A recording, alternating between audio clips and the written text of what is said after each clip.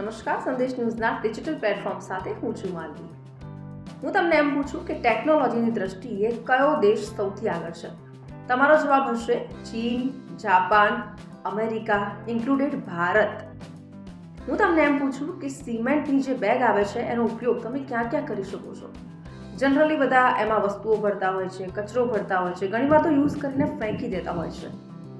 પરંતુ હું વાત કરી રહી છું એવા દેશની, વિશ્વના, કે જ્યાં આ જે સિમેન્ટની બેગ છે એનો ઉપયોગ ટેકનોલોજીની દ્રષ્ટિએ અદ્ભુત રીતે કરવામાં આવી રહ્યો છે. હું વાત કરી રહી છું તાન્ઝાનિયાની, કે જ્યાં વિદ્યાર્થીઓ આનો બેકપેક તરીકે ઉપયોગ કરે છે.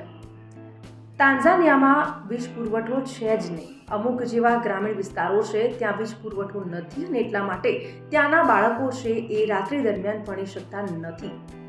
અને એટલા જ માટે એ લોકો ઉપયોગ કરી રહ્યા છે શેનો?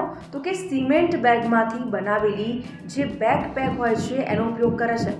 કેવી રીતે એ પણ હું આપને જણાવી દઉં. એ બેકપેકની અંદર સોલાર પેનલ સીવેલું હોય છે જેને દિવસ દરમિયાન ચાર્જ કરવામાં આવે છે અને એ ચાર્જ કરેલા બેકપેકને રાત્રિના સમયે પ્રકાશ પૂરો પાડે છે, જેથી કરીને ત્યાંના વિદ્યાર્થીઓ છે એ આ સૌર ઉર્જાની મદદથી ભણી શકે. છે ને અદ્ભુત એકદમ વિચાર કે આવું કોઈ વિચારી શકે કે સિમેન્ટની બેગનો આવી રીતે પણ ઉપયોગ થતો હશે? બોલો, તાન્ઝાનિયાના લોકો કરી રહ્યા છે. આ ખૂબ જ ઇનોવેટિવ વસ્તુ છે, ખૂબ જ અદ્ભુત. મેં તો જ્યારે સાંભળ્યું ત્યારે મને પણ નવાઈ લાગી કે શું આવી રીતે રિયલીમાં સિમેન્ટ બેગનો ઉપયોગ થતો હશે? તમને શું લાગે છે?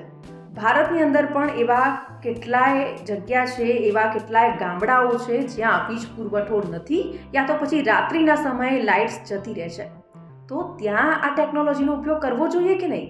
તમારું શું કહેવું છે? કમેન્ટ કરીને અમને ચોક્કસથી જણાવજો. અને આવા જ ઇન્ફોર્મેટિવ વિડીયોઝ જોવા માટે સંદેશ ન્યૂઝના ડિજિટલ પ્લેટફોર્મ સાથે જોડાયેલા રહો.